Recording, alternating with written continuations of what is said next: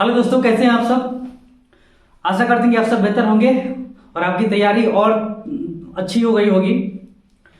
इस वीडियो में हम आपको बताएंगे कि आपके पास अब बहुत कम टाइम है, क्योंकि बीएसएससी के द्वारा फॉर्म करेक्शन का डेट भी जारी कर दिया गया है। भले ही मार्च में एग्जाम होने की संभावनाएं कम है, लेकिन अगर मार्च में नहीं होती है तो मान लीजिए अप्रैल या मई में एग्जाम होगी, तभी आपके लिए बहुत कम टाइम है ना। क्योंकि आप जानते ही हैं कि फॉर्म कितने ज्यादा संख्या में फिलअप किए गए हैं, कितनी अधिक संख्या में एप्लीकेशंस आए हैं, ये आप भली भांति जानते हैं। तो कंपटीशन भी बहुत टफ हो गया है।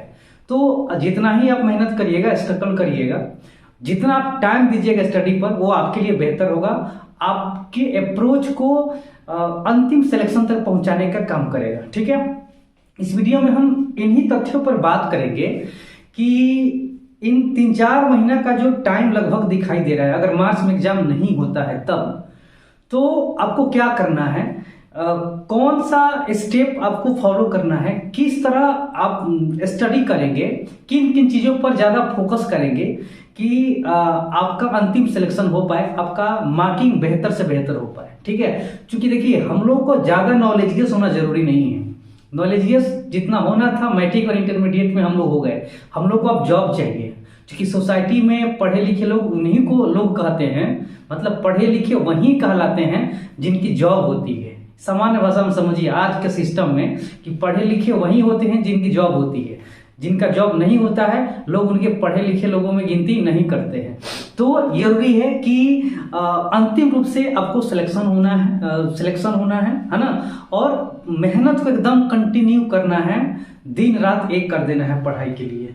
इसी मुद्दे पर हम कुछ स्ट्रेटजी बताएंगे कि मैंने किस तरह फॉलो किया था, क्योंकि 14 में बहाली आई थी, 8 साल बाद 22 में उसका अंतिम मेरिट लिस्ट जारी किया गया था। तो इस बीच में किस तरह समस्याएं आई, कैसे कैसे क्या हुआ, ये आप जानते ही हैं। लेकिन मैंने क्या फॉलो किया, कौन कौन से स्टेप्स को मैंने फॉलो किया, कौन कौन से बुक को मैंने पढ़ा, इन सभी चीजों पर इन सभी चीजों पर हम आपको बताने का प्रयास कर रहे हैं। क्योंकि बहुत सारे लोगों का कमेंट भी आया था कि सर बुक्स का नाम बताइए, मैथमेटिक्स के लिए क्या होगा सर, जीएस के लिए क्या होगा, जीके के लिए क्या होगा, रीजनिंग के लिए क्या होगा। तो इन सभी चीजों पर हम एक एक करके चर्चा करते हैं। चलिए हम स्टार्ट करते हैं। सबसे पहले आप जानते हैं कि जो बिहार एसएससी का जो सेकेंड इंटर लेवल बहाली निकली हुई थी, है ना, इस पर टोटल वर्तमान में टोटल कितने पदों पर निकली हुई है, तो 12,199 पदों पर। ये अच्छी खासी एक सीट है, ध्यान दीजिएगा। 2014 में जो बहाली निकली हुई थी फर्स्ट इंटर लेवल की, उसमें भी 12,000 ही समथिंग था। ठीक है, तो 12,199 लगभग कंपेरेबल है। अब एप्लीकेशन इसके विरुद्ध में देखिएगा तो लगभग 25 लाख जो है एप्लीकेशंस आए हैं। आपको ये भी पता है 25 लाख बहुत ज्यादा ये होता है। अब थोड़ा फाइट देख लेते हैं कितने लोगों से आपकी लड़ाई है। तो अगर 25 लाख में अगर हम भाग देते हैं 12,199 से, तो 204 लगभग आता है। मतलब जो है आपकी लड़ाई 204 लोगों से है। 204 बच्चों में से एक का सिलेक्शन होना है। तो आपको सोचना है कि 204 है, बहुत बड़ी संख्या है, उनमें एक व्यक्ति का सिलेक्शन होना है। तो किस हिसाब से अपने आप को अटेंड करना है, किस हिसाब से अपने आप को मैनेज करना है, कहाँ टाइम देना है, किन किन चीजों पर टाइम देना है, यही चीज तो आपको समझना है। और इसीलिए तो हम वीडियो आपके लिए लेकर के आते हैं कि मान लीजिए अगर हमारे बताने से कुछ भी अगर आपको हेल्प होता है, अब कुछ लोगों का भी अगर सिलेक्शन अंतिम रूप से हो जाता है, तो मेरे ये सब समय देने का, इन्वेस्ट करने का जो ये है, ये मेरे लिए सक्सेस हो जाएगा। हम इसको बेहतर मानेंगे। ठीक है, तो आपका फाइट 204 लोगों से है, इसीलिए यहाँ पर फाइट भी बहुत ज्यादा है। आपको स्ट्रगल करने की बहुत ज्यादा आवश्यकता है। ये हो गया।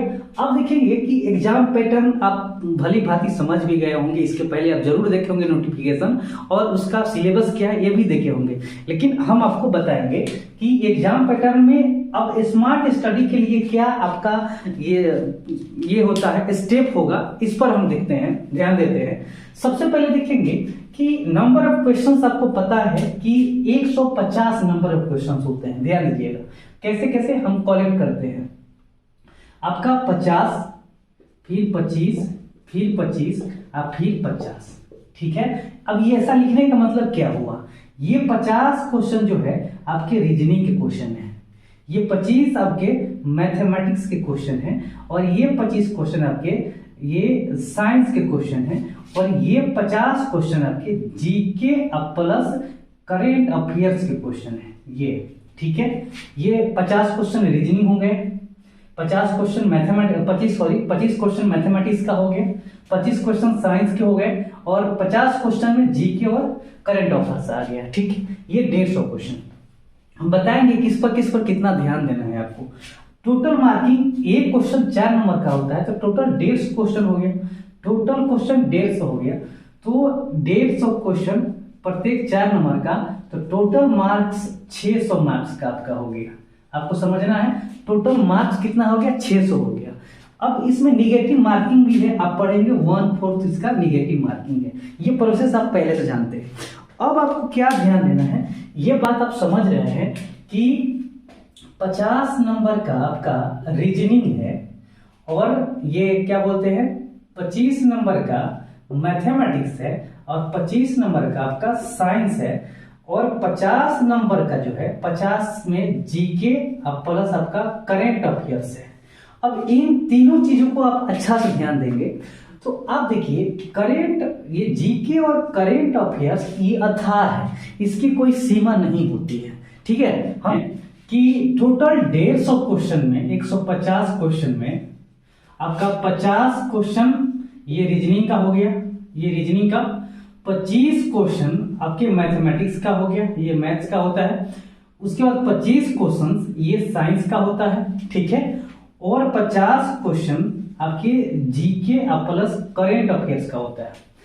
इसमें देखना क्या है कि रीजनिंग, मैथमेटिक्स और आपका साइंस, ये तीनों मिल करके 100 क्वेश्चन हो गया, और ये 50 क्वेश्चन हो गया।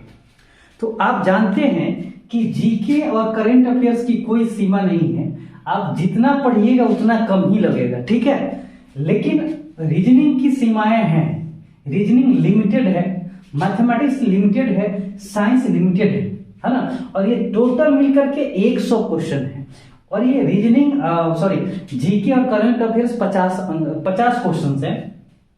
तो मेरा हाइपोथेसिस कहता है, मैंने जैसे फॉलो किया था कि ये अथाह चीज है, इस पर आपकी पूरी पकड़ मेरे ख्याल से पूरी तरह नहीं हो सकती है, लेकिन इसमें जो लिमिटेड टॉपिक्स है रीजनिंग के, मैथमेटिक्स के, साइंस पे, उस पर आपकी अच्छी खासी पकड़ हो सकती है, या आपकी पकड़ होगी भी। नहीं है तो आपको पूरा फोकस करना है इन तीनों चीजों पर, बहुत ज्यादा टाइम देना है, ध्यान देना है रीजनिंग पर, उसके बाद मैथमेटिक्स पर और साइंस पर। ये बहुत आसान होते हैं, बिहार एसएससी बहुत टफ एग्जाम नहीं लेता है, चाहे कितना भी भीड़ भाड़ क्यों ना हो, क्वेश्चन को थोड़ा सा ट्विस्ट करता है, लेकिन क्वेश्चन उसी हिसाब से देता है ना। तो बहुत ज्यादा हार्ड नहीं लेना है इस चीज को, लेकिन जो चीज हमारे हाथ का है उस पर हमको पूरी तरह फोकस करना है, उसको हम इधर उधर करने का प्रयास नहीं करेंगे।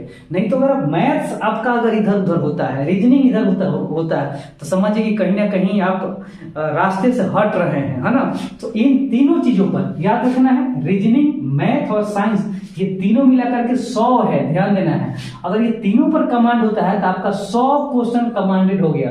अब बाकी 50 हो गया, इस पर भी आपको ध्यान देना, ये नहीं करें किसी पर ध्यान दीजिए, जीके पर ध्यान नहीं दीजिए, करंट अफेयर्स पर ध्यान नहीं देना, इस पर भी देना है, लेकिन इससे ज्यादा इस पर देना है। तो अगर ये तीनों मिलाकर के 100 है, इस पर अगर कमांड कर लेते हैं, मान लीजिए कि 100 में अगर कुछ छोड़ करके अगर 90 भी आता है, ये आपका 50 है, इसमें से मान लीजिए कि आधा से भी कम आता है, 20 भी आता है, तो 110 हो गया।